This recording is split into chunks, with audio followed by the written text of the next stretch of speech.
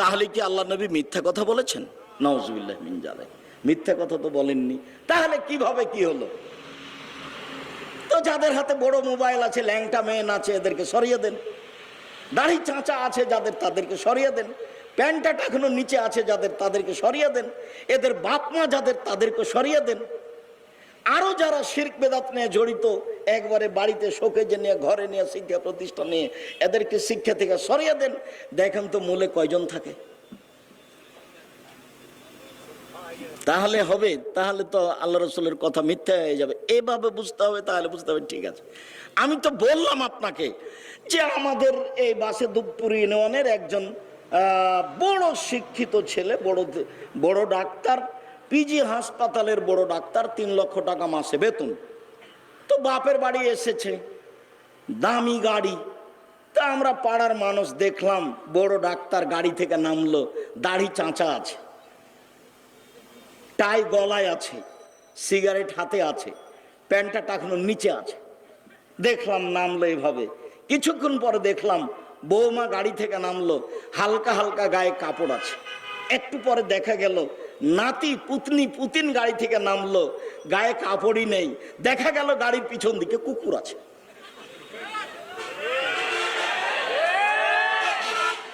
আর দেখা গেল যে ওই কোম্পানির ওষুধ লিখে, যে কোম্পানিটাকে টাকা দিয়েছে, পচা ওষুধ লিখে। তো ওর বাপ যে ওকে লক্ষ লক্ষ টাকা খরচ করে পড়ালো, তো কি করলো জাতির? এগুলো আস্ত শয়তান। ও জাতির ক্ষতি করেছে, জনগণের ক্ষতি করেছে, বাপের ক্ষতি করেছে, নিজের ক্ষতি করেছে, ছেলে মেয়ের ক্ষতি করেছে। আর রাজুল রাইন ও মাসুলুন রায়াতিহি, বাপ দায়িত্বশীল, দায়িত্ব সম্পর্কে বিচারের মাঠে অক্ষরে অক্ষরে বুঝিয়ে দিতে হবে বাপ কি দায়িত্ব পালন করে। বাপ কি দায়িত্ব পালন করে, কি করেছে, কার নাম দায়িত্বশীল? আল্লাহ রসুল বলছেন রাজুল সৈয়দ আল মারাতু সৈয়দা, স্বামী হচ্ছে কর্তা, স্ত্রী হচ্ছে কর্ত্রী। নিজের কাজ করে যে তাকে বলে কর্তা, নিজের কাজ করে যে তাকে বলে কর্মী, অপরের কাজ দেখে যে তাকে বলে কর্তা। নিজের কাজ করে যে তাকে বলে কর্মী, অপরের কাজ দেখে যে তাকে বলে কর্তা। নিজের কাজ করে যে সে মহিলা কর্মী, অপরের কাজ দেখে যে তাকে বলে কর্ত্রী। আপনার স্ত্রী কি দেখে?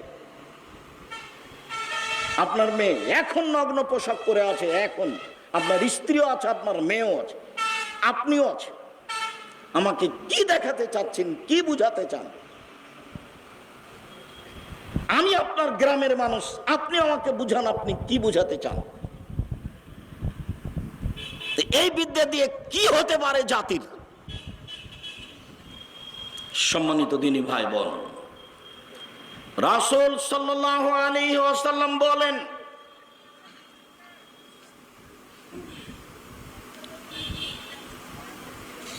নারীদের ভালো গতি উল্লেখ করে পৃথিবীর মানুষ শুনে রেখো,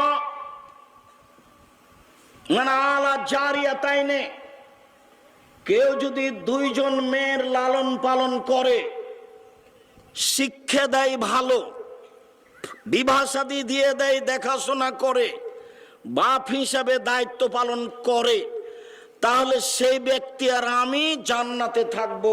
এইভাবে আসারা বিসাবাবল ওস্তা, তর্জনী আর মধ্যমায় 2টা আঙ্গুল ইশারা করে দেখালেন। জামা বাইনাহুমা, 2টাকে জমা করে দিলেন।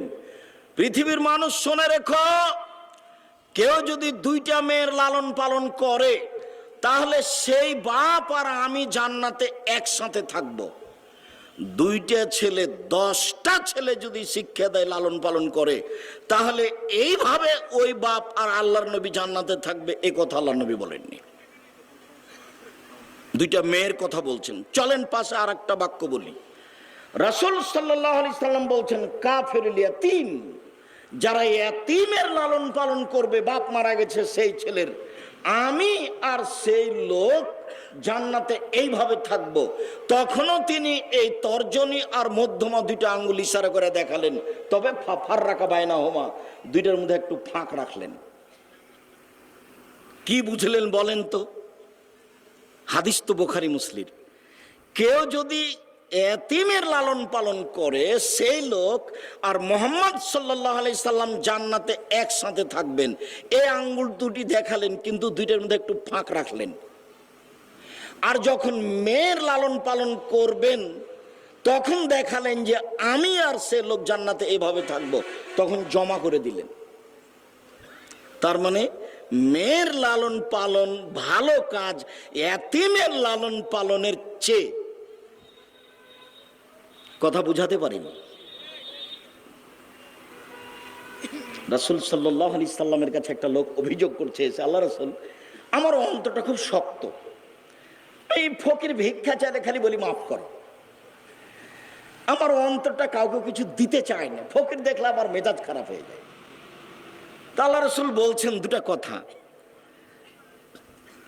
ইমসা রাসাল ইয়াতীম ওয়া আতিমিল মাসাকিন এরিক্কু কালবুক। এতিমের মাথায় হাত বোলাও, ওই কথাটা হাদিসের কথা, যেটা আপনি মাচাচির মুখে শুনেছেন। এতিমের মাথায় হাত বোলাও, হাত রাখো আর মিসকিন ফকিরকে খেতে দাও, তাহলে তোমার অন্তর নরম হয়ে যাবে।